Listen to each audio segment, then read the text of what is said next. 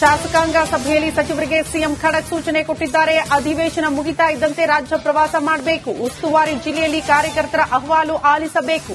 ಅವರ ಬೇಡಿಕೆಗಳನ್ನ ಈಡೇರಿಸೋದಕ್ಕೆ ಆದ್ಯತೆ ಕೊಡಬೇಕು ಅಂತ ಸಿಎಂ ಸೂಚನೆ ಕೊಟ್ಟಿದ್ದಾರೆ ಎನ್ನುವುದರ ಡೀಟೇಲ್ಸ್ ಸದ್ಯ ಸಿಗ್ತಾ ಇದೆ. ಯಾರೆಲ್ಲ ಸಚಿವರು ಉಸ್ತುವಾರಿಗಳಾಗಿದ್ದಾರೋ ಅವರೆಲ್ಲ ಕೂಡ ರಾಜ್ಯ ಪ್ರವಾಸ ಕೈಗೊಳ್ಳಬೇಕು. ನಿಮ್ಮ ಕ್ಷೇತ್ರದಲ್ಲಿರುವಂತಹ ಕಾರ್ಯಕರ್ತರನ್ನ ಕೂಡ ಭೇಟಿಯಾಗಬೇಕು.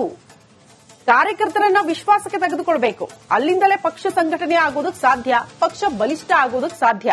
ಹಾಗಾಗಿ ಕ್ಷೇತ್ರಗಳಿಗೆ ಹೋಗಿ ಕಾರ್ಯಕರ್ತರನ್ನ ಭೇಟಿಯಾಗಿ, ಜನರನ್ನ ಭೇಟಿಯಾಗಿ ಅವರ ಅಹವಾಲುವನ್ನ ಸ್ವೀಕಾರ ಮಾಡಬೇಕು ಅಂತ ಸಿಎಂ ಸೂಚನೆ ಕೊಟ್ಟಿದ್ದಾರಂತೆ. ಎಷ್ಟು ಮಟ್ಟಿಗೆ ಸಚಿವರು ಅದನ್ನ ಗಂಭೀರವಾಗಿ ಪರಿಗಣಿಸಿ ಆಕ್ಟಿವ್ ಆಗ್ತಾರೆ, ಕೆಲಸ ಮಾಡ್ತಾರೆ ಅನ್ನೋದೇ ಸದ್ಯ ಇರುವಂತಹ ಕುತೂಹಲ. ಒಟ್ಟಿನಲ್ಲಿ ಇದೇ ವಿಚಾರಗಳನ್ನ ಮುಂದಿಟ್ಕೊಂಡು ಕೆಲ ಹಿರಿಯ ಶಾಸಕರು ಸಂಪುಟ ಪುನರ್ರಚನೆ ಆಗಲೇಬೇಕು ಅಂತ ಪಟ್ಟು ಹಿಡಿಯುವ ಸಾಧ್ಯತೆ ಕೂಡ ಇರುತ್ತೆ. ಕೊಟ್ಟವರಿಗೆ ಅವಕಾಶಗಳನ್ನ ಕೊಟ್ಟಿದ್ದೀರಿ, ಅವರನ್ನ ಕೈ ಬಿಟ್ಟು ಬೇರೆಯವರಿಗೂ ಕೂಡ ಅವಕಾಶ ಕೊಡಿ, ಕೆಲಸ ಮಾಡೋರಿಗೆ ಅವಕಾಶ ಕೊಡಿ ಅನ್ನೋ ರೀತಿಯಲ್ಲಿ ಸಭೆಯಲ್ಲೂ ಕೂಡ ಶಾಸಕರು ಅಸಮಾಧಾನ ಹೊರಹಾಕಿದ್ದಾರಂತೆ.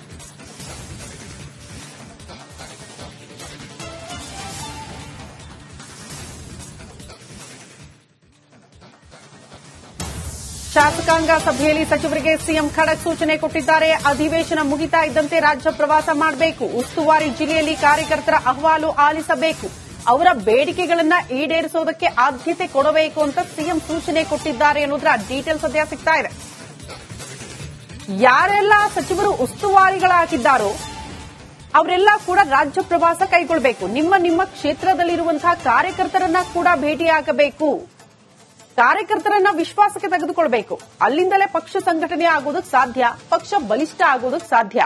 ಹಾಗಾಗಿ ಕ್ಷೇತ್ರಗಳಿಗೆ ಹೋಗಿ ಕಾರ್ಯಕರ್ತರನ್ನ ಭೇಟಿಯಾಗಿ, ಜನರನ್ನ ಭೇಟಿಯಾಗಿ ಅವರ ಅಹವಾಲುವನ್ನ ಸ್ವೀಕಾರ ಮಾಡಬೇಕು ಅಂತ ಸಿಎಂ ಸೂಚನೆ ಕೊಟ್ಟಿದ್ದಾರಂತೆ. ಎಷ್ಟು ಮಟ್ಟಿಗೆ ಸಚಿವರು ಅದನ್ನ ಗಂಭೀರವಾಗಿ ಪರಿಗಣಿಸಿ ಆಕ್ಟಿವ್ ಆಗ್ತಾರೆ, ಕೆಲಸ ಮಾಡ್ತಾರೆ ಅನ್ನೋದೇ ಸದ್ಯ ಇರುವಂತಹ ಕುತೂಹಲ. ಒಟ್ಟಿನಲ್ಲಿ ಇದೇ ವಿಚಾರಗಳನ್ನ ಮುಂದಿಟ್ಕೊಂಡು ಕೆಲ ಹಿರಿಯ ಶಾಸಕರು ಸಂಪುಟ ಪುನರ್ರಚನೆ ಆಗಲೇಬೇಕು ಅಂತ ಪಟ್ಟು ಹಿಡಿಯುವ ಸಾಧ್ಯತೆ ಕೂಡ ಇರುತ್ತೆ. ಕೊಟ್ಟವರಿಗೆ ಅವಕಾಶಗಳನ್ನ ಕೊಟ್ಟಿದ್ದೀರಿ, ಅವರನ್ನ ಕೈ ಬಿಟ್ಟು ಬೇರೆಯವರಿಗೂ ಕೂಡ ಅವಕಾಶ ಕೊಡಿ, ಕೆಲಸ ಮಾಡೋರಿಗೆ ಅವಕಾಶ ಕೊಡಿ ಅನ್ನೋ ರೀತಿಯಲ್ಲಿ ಸಭೆಯಲ್ಲೂ ಕೂಡ ಶಾಸಕರು ಅಸಮಾಧಾನ ಹೊರಹಾಕಿದ್ದಾರಂತೆ.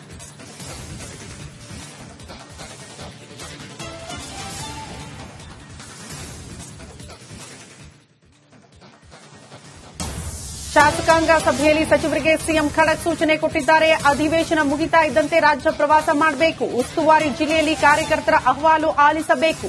ಅವರ ಬೇಡಿಕೆಗಳನ್ನ ಈಡೇರಿಸೋದಕ್ಕೆ ಆದ್ಯತೆ ಕೊಡಬೇಕು ಅಂತ ಸಿಎಂ ಸೂಚನೆ ಕೊಟ್ಟಿದ್ದಾರೆ ಎನ್ನುವುದರ ಡೀಟೇಲ್ಸ್ ಸದ್ಯ ಸಿಗ್ತಾ ಇದೆ.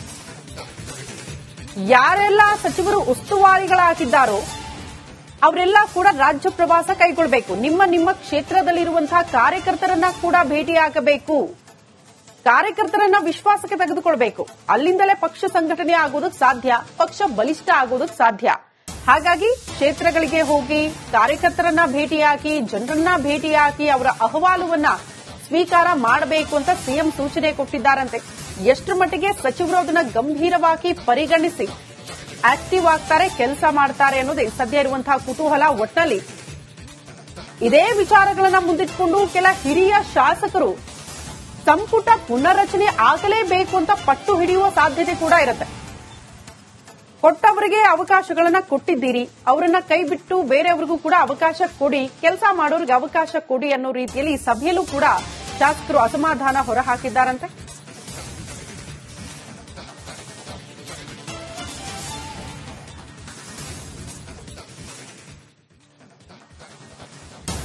ಶಾಸಕಾಂಗ ಸಭೆಯಲ್ಲಿ ಸಚಿವರಿಗೆ ಸಿಎಂ ಖಡಕ್ ಸೂಚನೆ ಕೊಟ್ಟಿದ್ದಾರೆ. ಅಧಿವೇಶನ ಮುಗಿತಾ ಇದ್ದಂತೆ ರಾಜ್ಯ ಪ್ರವಾಸ ಮಾಡಬೇಕು. ಉಸ್ತುವಾರಿ ಜಿಲ್ಲೆಯಲ್ಲಿ ಕಾರ್ಯಕರ್ತರ ಅಹವಾಲು ಆಲಿಸಬೇಕು.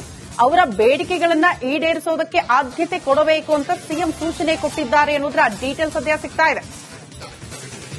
ಯಾರೆಲ್ಲ ಸಚಿವರು ಉಸ್ತುವಾರಿಗಳಾಗಿದ್ದಾರೋ ಅವರೆಲ್ಲ ಕೂಡ ರಾಜ್ಯ ಪ್ರವಾಸ ಕೈಗೊಳ್ಳಬೇಕು. ನಿಮ್ಮ ಕ್ಷೇತ್ರದಲ್ಲಿರುವಂತಹ ಕಾರ್ಯಕರ್ತರನ್ನ ಕೂಡ ಭೇಟಿಯಾಗಬೇಕು. ಕಾರ್ಯಕರ್ತರನ್ನ ವಿಶ್ವಾಸಕ್ಕೆ ತೆಗೆದುಕೊಳ್ಬೇಕು. ಅಲ್ಲಿಂದಲೇ ಪಕ್ಷ ಸಂಘಟನೆ ಆಗೋದಕ್ಕೆ ಸಾಧ್ಯ, ಪಕ್ಷ ಬಲಿಷ್ಠ ಆಗೋದಕ್ಕೆ ಸಾಧ್ಯ.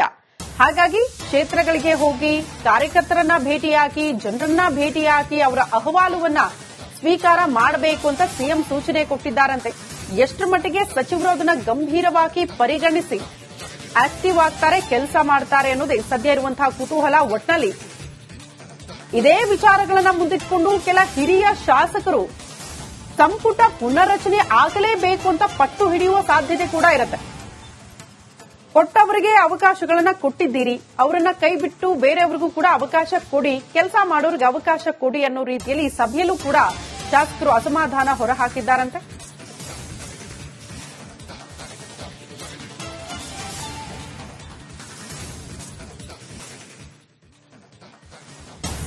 ಶಾಸಕಾಂಗ ಸಭೆಯಲ್ಲಿ ಸಚಿವರಿಗೆ ಸಿಎಂ ಖಡಕ್ ಸೂಚನೆ ಕೊಟ್ಟಿದ್ದಾರೆ. ಅಧಿವೇಶನ ಮುಗಿತಾ ಇದ್ದಂತೆ ರಾಜ್ಯ ಪ್ರವಾಸ ಮಾಡಬೇಕು, ಉಸ್ತುವಾರಿ ಜಿಲ್ಲೆಯಲ್ಲಿ ಕಾರ್ಯಕರ್ತರ ಅಹವಾಲು ಆಲಿಸಬೇಕು, ಅವರ ಬೇಡಿಕೆಗಳನ್ನ ಈಡೇರಿಸೋದಕ್ಕೆ ಆದ್ಯತೆ ಕೊಡಬೇಕು ಅಂತ ಸಿಎಂ ಸೂಚನೆ ಕೊಟ್ಟಿದ್ದಾರೆ ಅನ್ನೋದರ ಡೀಟೇಲ್ ಸದ್ಯ ಸಿಗ್ತಾ ಇದೆ.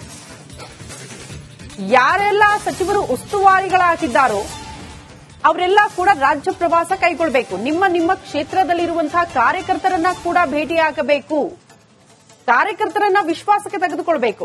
ಅಲ್ಲಿಂದಲೇ ಪಕ್ಷ ಸಂಘಟನೆ ಆಗೋದಕ್ಕೆ ಸಾಧ್ಯ, ಪಕ್ಷ ಬಲಿಷ್ಠ ಆಗೋದಕ್ಕೆ ಸಾಧ್ಯ. ಹಾಗಾಗಿ ಕ್ಷೇತ್ರಗಳಿಗೆ ಹೋಗಿ ಕಾರ್ಯಕರ್ತರನ್ನ ಭೇಟಿಯಾಗಿ, ಜನರನ್ನ ಭೇಟಿಯಾಗಿ ಅವರ ಅಹವಾಲುವನ್ನ ಸ್ವೀಕಾರ ಮಾಡಬೇಕು ಅಂತ ಸಿಎಂ ಸೂಚನೆ ಕೊಟ್ಟಿದ್ದಾರಂತೆ.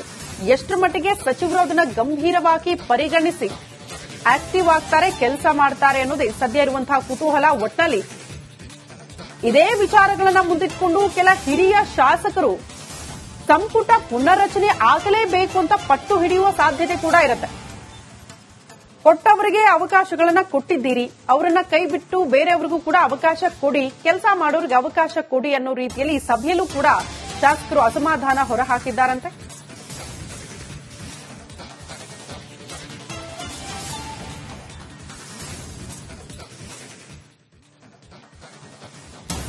ಶಾಸಕಾಂಗ ಸಭೆಯಲ್ಲಿ ಸಚಿವರಿಗೆ ಸಿಎಂ ಖಡಕ್ ಸೂಚನೆ ಕೊಟ್ಟಿದ್ದಾರೆ. ಅಧಿವೇಶನ ಮುಗಿತಾ ಇದ್ದಂತೆ ರಾಜ್ಯ ಪ್ರವಾಸ ಮಾಡಬೇಕು, ಉಸ್ತುವಾರಿ ಜಿಲ್ಲೆಯಲ್ಲಿ ಕಾರ್ಯಕರ್ತರ ಅಹವಾಲು ಆಲಿಸಬೇಕು, ಅವರ ಬೇಡಿಕೆಗಳನ್ನ ಈಡೇರಿಸೋದಕ್ಕೆ ಆದ್ಯತೆ ಕೊಡಬೇಕು ಅಂತ ಸಿಎಂ ಸೂಚನೆ ಕೊಟ್ಟಿದ್ದಾರೆ ಅನ್ನೋದರ ಡೀಟೇಲ್ ಸದ್ಯ ಸಿಗ್ತಾ ಇದೆ.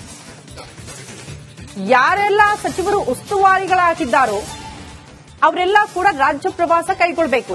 ನಿಮ್ಮ ಕ್ಷೇತ್ರದಲ್ಲಿರುವಂತಹ ಕಾರ್ಯಕರ್ತರನ್ನ ಕೂಡ ಭೇಟಿಯಾಗಬೇಕು, ಕಾರ್ಯಕರ್ತರನ್ನ ವಿಶ್ವಾಸಕ್ಕೆ ತೆಗೆದುಕೊಳ್ಬೇಕು. ಅಲ್ಲಿಂದಲೇ ಪಕ್ಷ ಸಂಘಟನೆ ಆಗೋದಕ್ಕೆ ಸಾಧ್ಯ, ಪಕ್ಷ ಬಲಿಷ್ಠ ಆಗೋದಕ್ಕೆ ಸಾಧ್ಯ.